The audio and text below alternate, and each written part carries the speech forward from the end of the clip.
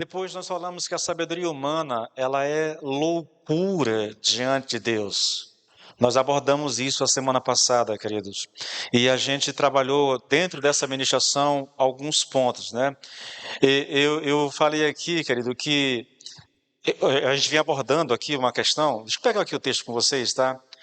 Aquilo que Deus vê como loucura, o homem e até alguns crentes pensam que é sabedoria. E eu disse que há dois sentidos em que isso é verdade, ou que a gente pode dizer que a sabedoria é loucura. Primeiro eu falei que mesmo a verdade ou o conhecimento verdadeiro se torna louco se ele é usado para alcançar um fim para o qual não é adequado, tá bom? Aí eu falei da sabedoria, da filosofia. A filosofia ela não foi dada com a finalidade de levar o homem a Cristo. Então, se alguém se utiliza da filosofia para tentar evangelizar, ele está usando um conhecimento verdadeiro, mas que tem uma finalidade que não é adequada para ele, entendeu? A gente não tenta, através da filosofia, levar as pessoas a Cristo. O que leva as pessoas a Cristo é o Evangelho, tá?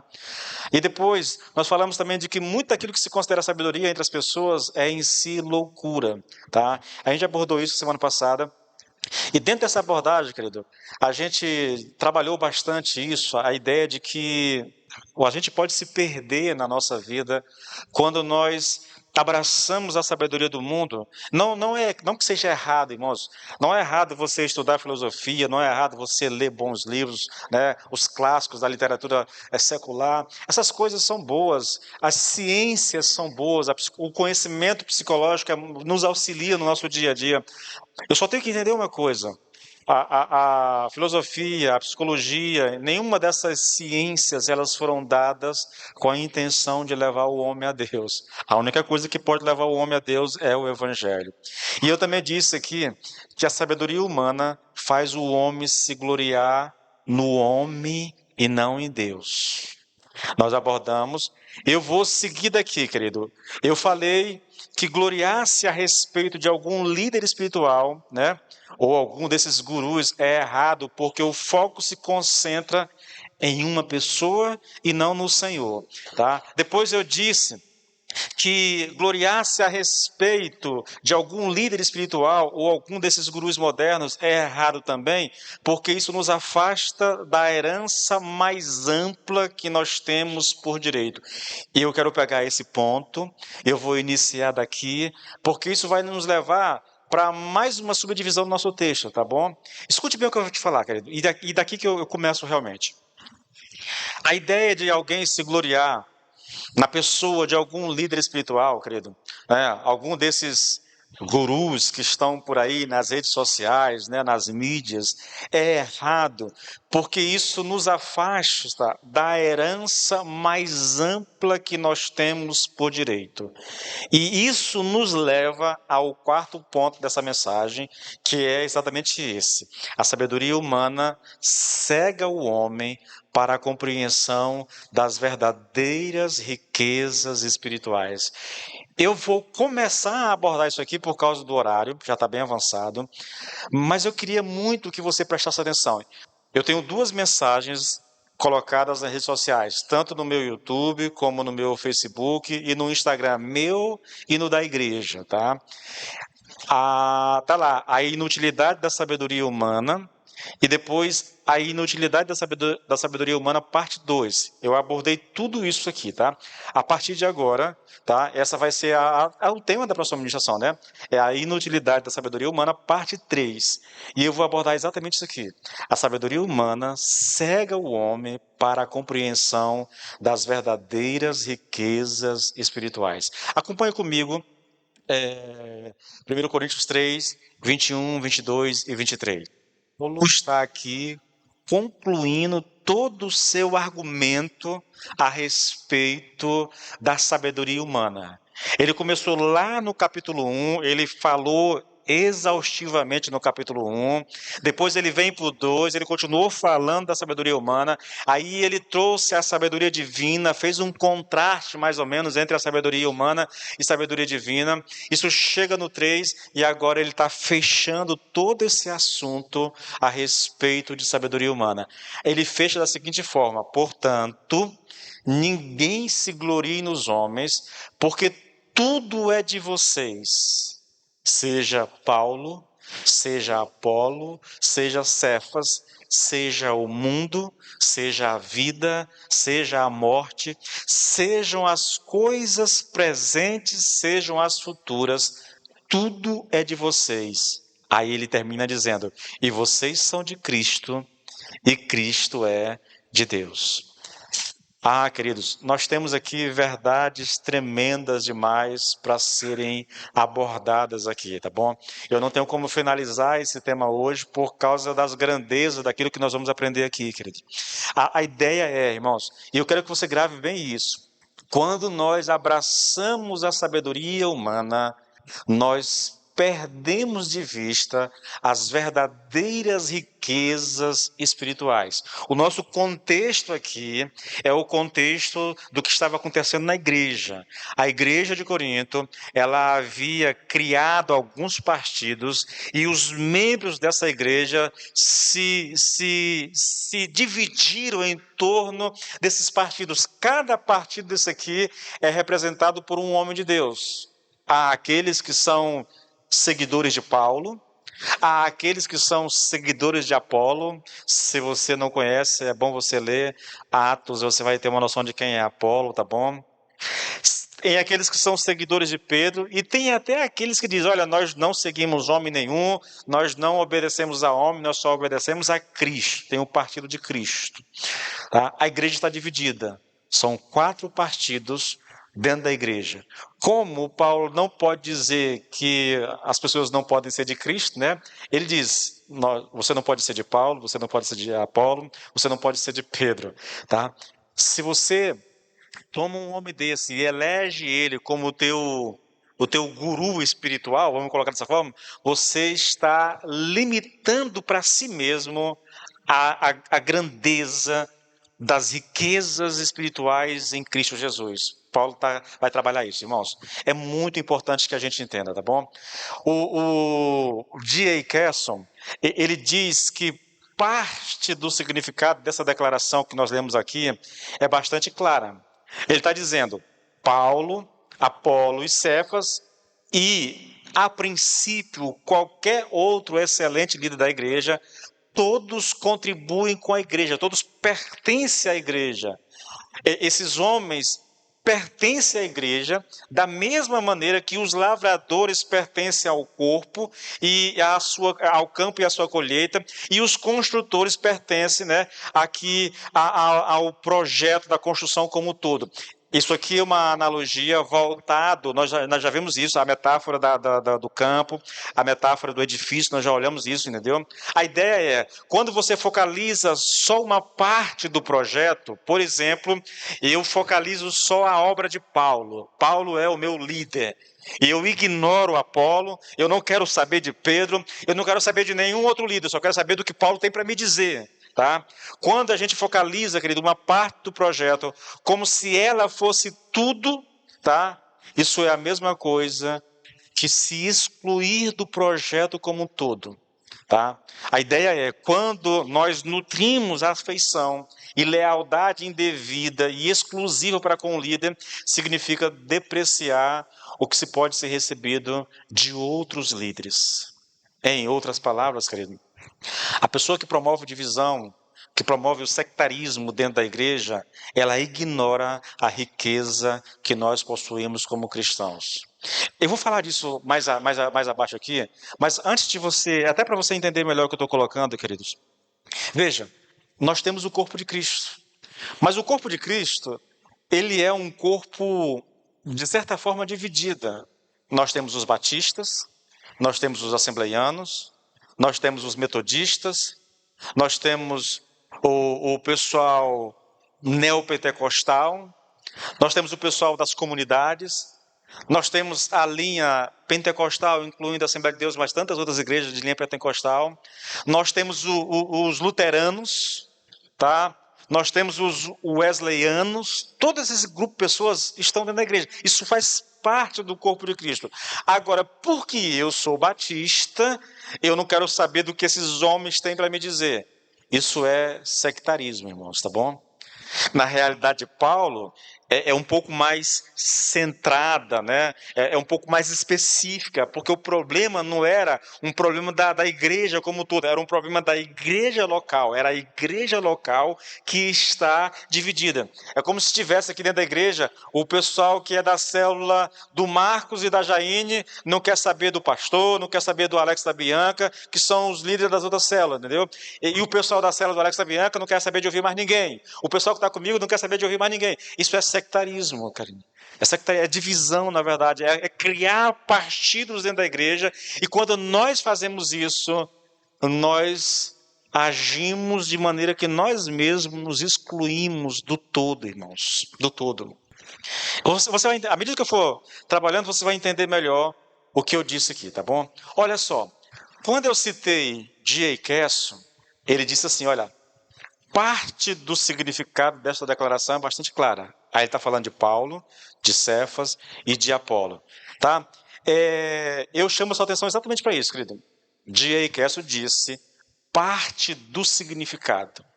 Ao dizer isso, ele estava se referindo a Paulo, Apolo e Pedro. Eles pertencem à igreja.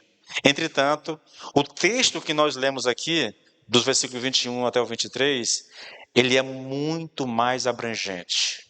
Paulo diz, porque tudo é de vocês. Aí ele começa explicando, seja Paulo, seja Apolo, seja Cefas, mas ele não parou aí. Isso aqui é parte da explicação. Agora ele continua dizendo, seja o mundo, seja a vida, seja a morte, sejam as coisas presentes ou futuras, tudo é de vocês. A pergunta que a gente faz, e eu lamento profundamente porque eu vou fazer a pergunta, mas eu não tenho como concluir todo o raciocínio hoje, querido. A pergunta que a gente faz é, o que Paulo quer dizer com isso? O que ele está querendo dizer? Aqui, irmãos, eu gastei um tempo, porque eu fui ler o comentário de Gordon Fee, muito bom o comentário do rapaz, muito, muito bom mesmo. Eu li o comentário de Charles Rodgers, eu li o Isby, eu li o Hernán Dias Lopes, eu li o Nicodemos, mas depois de ler todo mundo, querido, eu cheguei à conclusão de que a explicação mais completa e mais satisfatória dada para responder essa questão é exatamente a explicação proposta por G.A. Casso, tá? Ele diz, querido, que essas 5 coisas aqui que acompanham os nomes de Paulo, de Apolo e de Pedro, representam as tiranias fundamentais da vida humana, as coisas que nos escravizam e que nos mantêm cativos. Quais são essas tiranias? Mundo, vida, morte, coisas presentes e coisas futuras. G.A. Casso diz que elas são tiranias que nos escravizam e que nos mantêm cativos. Vamos olhar uma coisa aqui? Vamos ver se ele tem razão, na verdade. Vamos olhar para o mundo, tá? O mundo. Eu quero começar lendo Romanos 12, versículo 1 e 2. É um texto muito conhecido que a maioria de vocês poderia citar de cor salteados, tá bom? Portanto, irmãos, rogo-lhes pelas misericórdias de Deus que se ofereçam em sacrifício vivo, santo e agradável a Deus. Este é o culto racional de vocês. Se oferecer como um sacrifício vivo. Como é que a gente faz isso, querido? Ele explica. Não se amoldem ao padrão deste mundo. O que ele está querendo dizer? Não sejam escravos dos padrões deste mundo. Como é que a gente se oferece como um sacrifício vivo a Deus, não permitindo que o mundo nos escravize ao seu padrão? Essa é a resposta. Só que não termina aí. Não seja um escravo, não se amoldem. Amoldar aqui, querido, a palavra grega para amoldar aqui, para o molde, ele tem em mente. Você lembra aquela forma não é da cerâmica? Como é que a gente chama o pessoal da olaria? Pensa na olaria. Que o cara faz aquela formazinha quadrada para que os tijolos saiam tudo da mesma forma. A palavra amoldar aqui se refere àquilo lá, uma forma. Não permita que o mundo te coloque na mesma forma dele. É o que Paulo está dizendo. Mas como é que a gente faz isso? Ele explica. Mas transformem-se pela renovação da sua mente, para que sejam capazes de experimentar e comprovar a boa, agradável e perfeita vontade de Deus. Deixa eu te dar só um insight aqui. Estou lendo muito sobre esse negócio e ouvindo demais sobre isso. Se você quer saber um teste, se a tua mente foi renovada? Você quer saber realmente se você tem uma mente renovada? É muito simples, querido. Se a vontade de Deus para a tua vida não for boa, perfeita e agradável, significa que você está nos moldes desse mundo. Só uma pessoa que tem a mente renovada pela palavra de Deus vai saber, vai experimentar, vai comprovar que a vontade de Deus é boa, perfeita e agradável. Se você acha ruim seguir Deus, se você acha ruim fazer a vontade de Deus, isso é porque você tem uma mente ainda moldada por esse mundo, pelo mundo. Querido, o negócio é sério, tá? O mundo, irmãos, ele milita, ele luta com a intenção de nos colocar na sua forma, nos seus padrões, no seu padrão, na verdade. Ele exige tanta de nossa atenção e lealdade que raramente dedicamos nossos pensamentos e afeições ao mundo por vir. Nós estamos aqui, a nossa mente está o tempo todo trabalhando, pensando, eu vou melhorar isso, eu vou melhorar aquilo, eu tenho o sonho de comprar o meu carro, eu quero comprar meu iPhone novo, eu quero fazer essa viagem no ano que vem, e eu trabalho, e eu corro, e eu me esforço, e eu me fadigo, e eu não tenho tempo para nada, não tenho tempo para Deus na minha vida. Irmãos, eu não leio a Bíblia, porque a minha mente, quando eu tomo coragem para ler a Bíblia, que eu me sento com a Bíblia na mão, a minha mente está a 1000 por hora, eu não consigo me concentrar, eu não consigo ler. Eu leio uma vez, duas, eu não entendo, eu volto, eu não entendo, porque a mente está o tempo todo trabalhando, entendeu? Isso significa que você, querido, talvez inconscientemente, está se permitindo ser moldado pelo mundo. Teus pensamentos, teus sonhos, sabe, tudo que gira em torno daquilo que você quer alcançar, daquilo que você quer realizar, daquilo que você quer conquistar, é os seus interesses, é as suas ambições. Não há tempo para Deus. Não há tempo para Deus, irmãos. O nosso viver todo, sabe, hoje nessa onda de mídia, né? É o cara que quer ser o novo youtuber do momento. É 24 horas trabalhando, estudando, tentando aprender como é que ele faz para os vídeos alavancar. Ele não tem mais tempo para Deus, ele não tem mais tempo para nada, irmãos, a mente ali o tempo todo, entendeu? Por quê? Porque ele quer ser um sucesso nas mídias sociais, ele quer muito like, ele quer ganhar alguma coisa, na verdade. E aí, querido, ele tira o tempo que deveria ser dado para Deus e dedica todo esse tempo em agradar o mundo. Aí eu pergunto para você, o mundo é ou não é uma tirania que escraviza a pessoa, que rouba o tempo dela, que ela deveria estar com o Senhor? Uma pessoa assim, irmãos, ela vai adoecer muito facilmente. Eu disse para alguém recentemente, se apegue a Deus, querido. Se apegue a Deus. Ache tempo na sua vida para ler a palavra, para orar. Não viva como se tudo fosse aqui e agora, como se não houvesse um mundo por vir, como se não houvesse eternidade. Eu sei, irmãos, que a exigência dos nossos tempos, elas são cruéis, mas a gente só se submete a ela se a nossa prioridade não for Deus. Daí Jesus dizer, busque em primeiro lugar o reino de Deus e a sua justiça. Irmão, se não for prioridade na minha vida, querido, o mundo vai te sugar. Sério. Daqui a pouco você está frio, daqui a pouco você está desmotivado, aí você não quer mais ler a Bíblia, aí você começa a querer arrumar pretexto para não ir à igreja, sabe, dando desculpa para não ir à igreja. Pastor, eu vi um relâmpago cortando o céu 6 horas, eu imaginei, vai chover, então não vou nem sair de casa, vou acompanhar daqui mesmo, porque não corro o risco de me molhar. Você começa a arrumar pretexto para não fazer, para não ir, querido. Cuidado, irmãos. Quando a gente fala em mundo, irmãos, é importante que você tenha o conceito, porque às vezes a pessoa pensa que mundo é, você olha para as praias, olha, tá aí o mundo, olha as belezas do mundo. Não, mundo não é isso, irmãos. Vamos lá. Mundo, querido, é um termo usado para designar a maneira de viver organizada. Escute bem o que eu vou te dizer. Conduzida por Satanás e caracterizada pela indiferença, rejeição e oposição a Deus, à sua palavra e ao seu reino. Trata-se de um sistema constituído de pessoas, ideias, leis, instituições, comportamentos e atividades. Tudo isso é mundo. Tudo aquilo que milita contra Deus, tudo aquilo que te afasta de Deus, querido.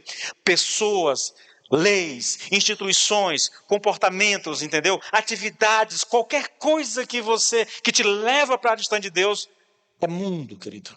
É mundo. A gente precisa ter consciência disso. Alguém foi um pouco mais longe e disse, querido, que o mundo é o sistema de vida que foi estabelecido pelo homem não regenerado, debaixo da influência do mal. É isso. Veja só, querido.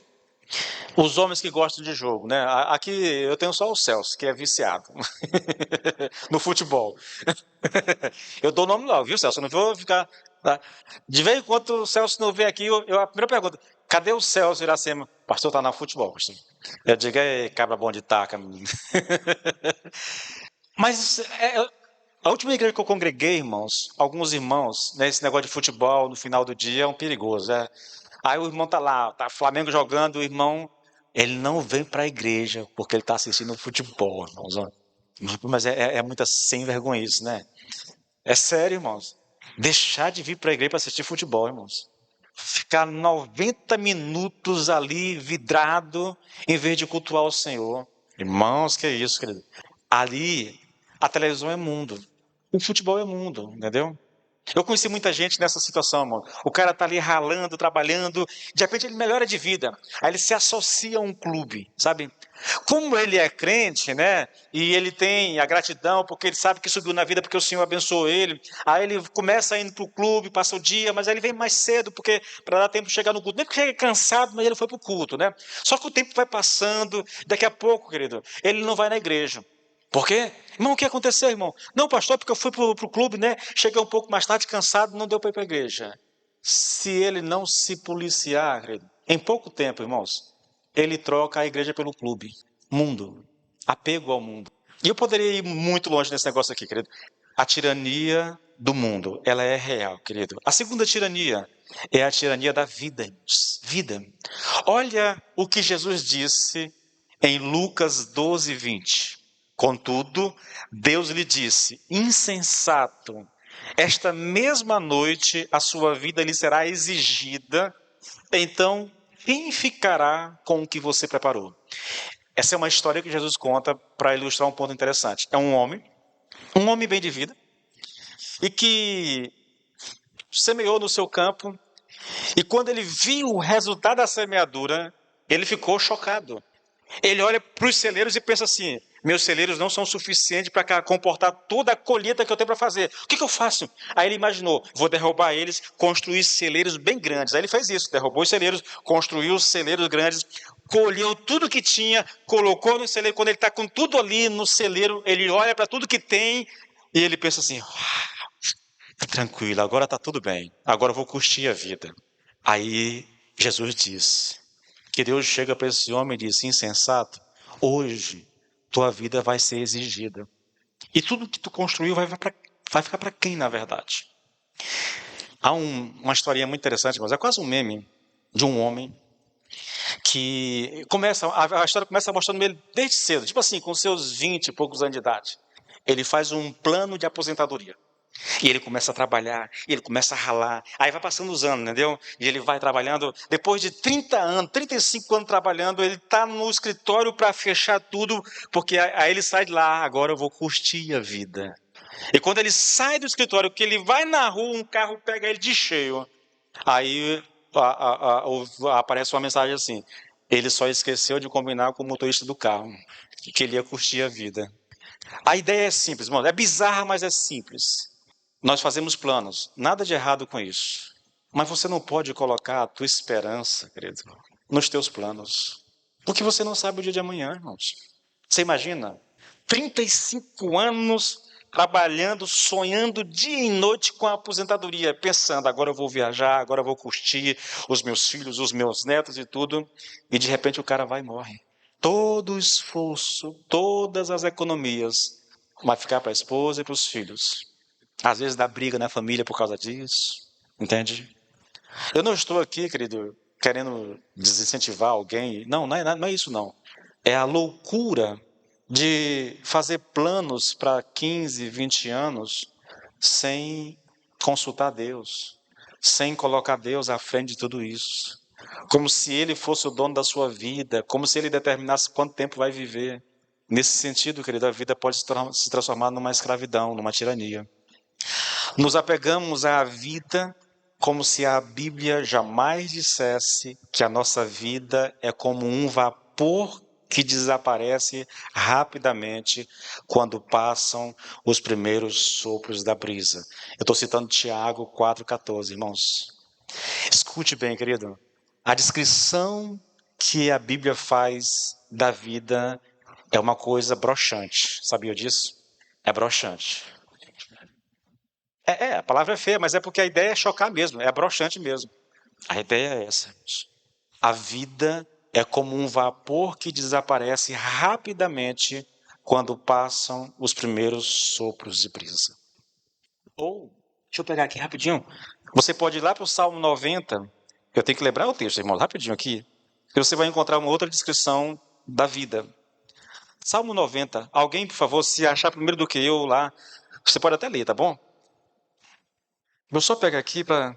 É um salmo de Moisés, esse aqui. Dizem que é de Moisés, irmãos. Deixa eu ver se está marcado aqui no meu texto, querido. Não, não está marcado. Pode.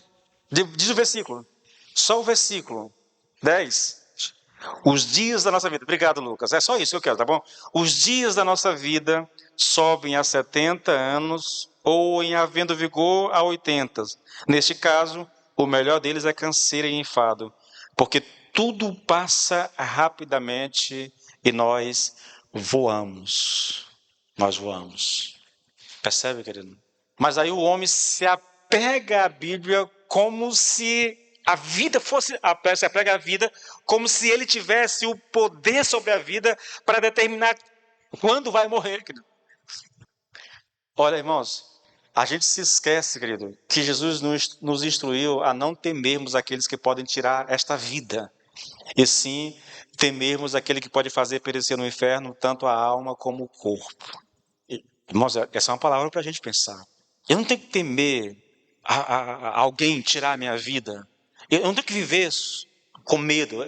São dois extremos, né? Um é o cara que faz plano a perder de vista e acha que ele tem na mão o controle disso aqui. E então ele vive como se nunca fosse morrer. A maior parte das pessoas vive assim, tá bom? O outro grupo menor é aqueles que acham que vão morrer a qualquer momento, entendeu? Que vivem com medo de morrer o tempo todo. São dois extremos, querido. Isso reflete, querido, que a vida também é uma tirania sobre nós, tá? Agora a morte, outra tirania. Olha isso aqui, Mateus 6, do 19 ao 21. Não acumulem... Obrigado, professor. Não acumulem tesouros sobre a terra, onde as traças e o ferrugem corroem e onde ladrões escavam e roubam. Mas ajuntem tesouros nos céus. Escute isso aqui, irmãos. O que Jesus está dizendo? Olha, está falando para os discípulos. Ajuntem tesouros no céu, onde as traças e a ferrugem não corroem, onde ladrões não escavam nem roubam, né? Porque onde estiver o teu tesouro, aí estará o teu coração. Teu tesouro está nesse mundo, então teu coração é do mundo. Entende? Aqui, querido, isso vai parecer loucura, irmãos. Mas esse texto aponta para uma questão que eu considero extremamente importante. É possível planejarmos nossa vida para além dessa vida. É possível planejarmos para a eternidade. É isso que Jesus está falando. Ajuntem tesouro nos céus, irmãos. Como é que a gente faz isso, querido? Isso aqui está na administração, mas vamos lá.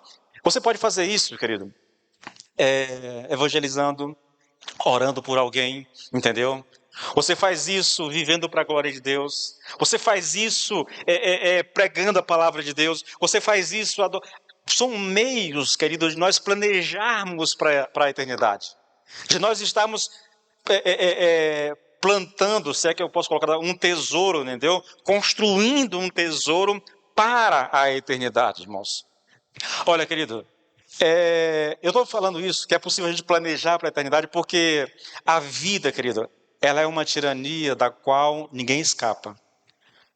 O poder, a morte, na verdade, né? O poder da morte, querido, se estende muito além da mera experiência.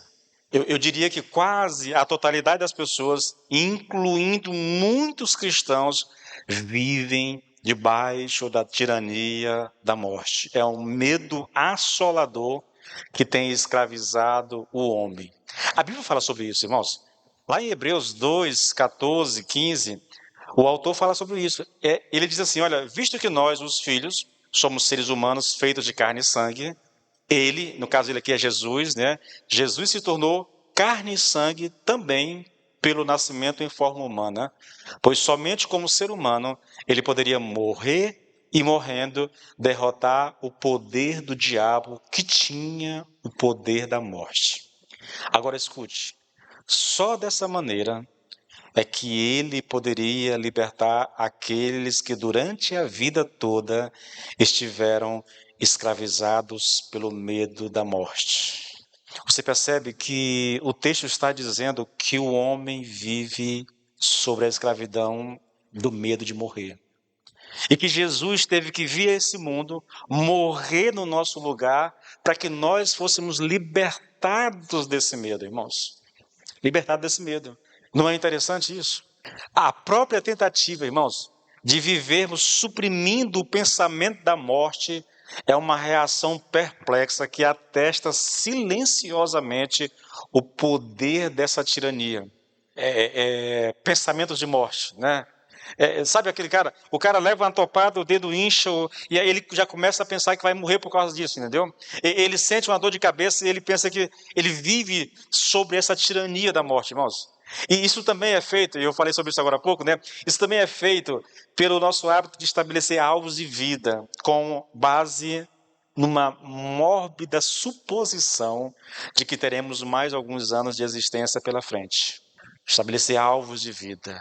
Daqui a 5 anos eu vou me formar. Daqui a 7 anos eu vou estar trabalhando, vou construir minha vida. Daqui a mais 2 anos eu caso, né? E aí você vai planejando a sua vida. 5, 10, 15, 20 anos. Mas a pergunta que a gente faz mas que controle é esse que o ser humano tem sobre a própria vida a ponto de ele viver nessas expectativas? Não é curioso isso, querido? Imagine como nós mudaríamos os nossos alvos de vida se nós tivéssemos a consciência, irmãos, de que nós podemos planejar para muito além dessa vida, de que a gente pode planejar para a eternidade. Eu diria a vocês que é muito mais seguro planejar para a eternidade do que planejar para daqui a 5 anos. Porque 5 anos pode ser uma coisa que não aconteça na vida de uma pessoa. A eternidade não. A eternidade é uma certeza. Nós vamos para a eternidade. Eu espero que todos nós aqui vá para o mesmo lugar, tá bom?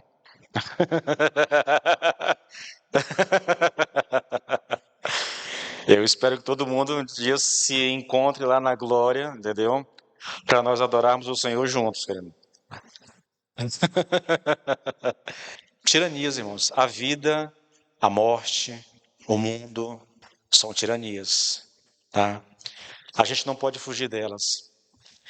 Queridos, eu fico pensando o seguinte: como seria bom se nós conseguíssemos nos apropriar do conhecimento da palavra de Deus e ajustar a nossa vida a essa realidade. Veja, eu estou planejando, pensando sobre isso, vendo os textos. Eu vou pregar, irmãos, seja aqui na igreja, seja os vídeos para redes sociais, mas eu vou pregar quem nós somos em Cristo Jesus, o que Ele fez por nós.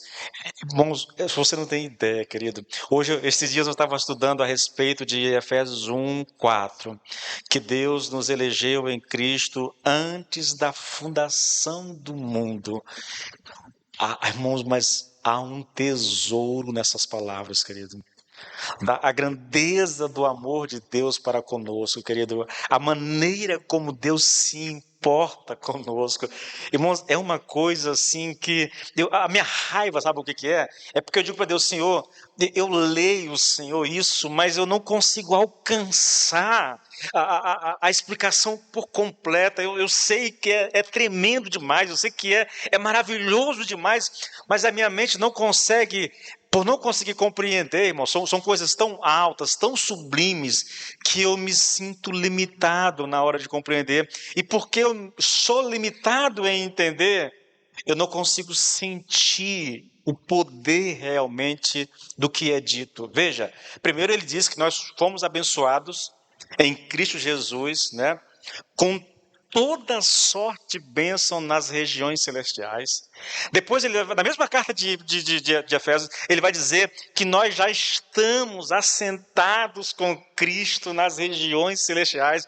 E aí, irmãos, a explicação do que é as regiões celestiais, querido, mas é um negócio extraordinário, irmãos. Nós precisamos alimentar a nossa palavra, nosso coração, a nossa mente, com a palavra de Deus. Repito, querido, você só vai poder experimentar e comprovar que a vontade de Deus é boa, perfeita e agradável quando a sua mente for renovada pela palavra de Deus. Daí, irmãos, leia, querido. Leia, pelo amor de Deus. Tire tempo, entendeu? Se alguém tem dificuldade aqui para ver, para ler, eu te mando, se você quiser eu te mando, na versão que você quiser, eu tenho a Bíblia em áudio em casa, entendeu? Áudio. Ouça, mas alimente a sua alma, alimente o seu espírito com a palavra, irmãos. Todos os dias uma porção, irmãos. Todos os dias uma porção. Porque isso vai te fortalecer, na verdade. Isso vai te libertar dessas tiranias, desses medos que nós carregamos conosco, entendeu? Dessa coisa de viver escravizado, tentando se ajustar ao mundo, tentando ser igual ao mundo, tentando alcançar o aplauso, o reconhecimento do mundo, quando nós deveríamos buscar, querido, era a glória de Deus e viver para Deus, agradar a Deus e não o mundo, entendeu? Quando a gente deveria viver, e eu vou falar sobre isso semana que vem, talvez... Quando a gente deveria viver, querido, a vida no presente, viver para a glória de Deus, alegre, feliz, sabendo quem somos, sabendo que foi feito por nós na cruz de Cristo, irmãos, o que foi feito ali, o que Ele comprou ali, querido, o que Ele realizou ali, garante que nós vamos para a eternidade. Irmãos, olha só, finalizando isso aqui, porque eu tenho a ceia agora, olha só isso aqui, Romanos 8, irmãos, Romanos 8, e eu já desafio você, nós vamos chegar em Romanos já, entendeu? Para estudar nas terças-feiras. Se você puder, querido, venha para cá. Olha só a parte final, irmãos. Porque eu estou bem certo de que nem a morte, nem a vida, nem os anjos, nem os principados, nem as coisas do presente, nem as do passado. Ele está citando o texto que eu estou citando aqui em 1 Coríntios, né? Nem os poderes, nem a altura, nem a profundidade, nem qualquer outra criatura poderá nos separar do amor de Deus que está em Cristo Jesus, nosso Senhor. Irmãos, se eu estou em Cristo, querido, o meu lugar é as regiões celestiais. E não há diabo, não há demônio, não há crise financeira, não há enfermidade, não há pecado que me tire da minha posição em Cristo Jesus, irmãos. Não, pastor, o senhor está exagerando. Verdade, irmãos. Leia Romanos 6. Vá lá para o meu Facebook, YouTube, lá, pega a playlist lá de Romanos 6 e você vai entender isso porque eu expliquei isso exaustivamente lá, querido. Nada pode me separar. Se eu estou... Queridos, entenda isso, pelo amor de Deus. Entenda isso. Essas tiranias, elas estão aí, elas vão continuar existindo, elas vão continuar escravizando as pessoas, mas nós que conhecemos a Cristo não podemos ser escravos delas, irmãos. Nós não podemos viver com medo de morrer, nós não podemos viver com medo do amanhã, com medo de algo. Não, irmãos, a gente é livre, a gente foi liberto, a gente foi transformado. Nós somos tirados do império das trevas e transportado para o reino de Deus. Esse é o nosso lugar, querido, e nada vai fazer que a gente volte para cá outra vez, irmãos.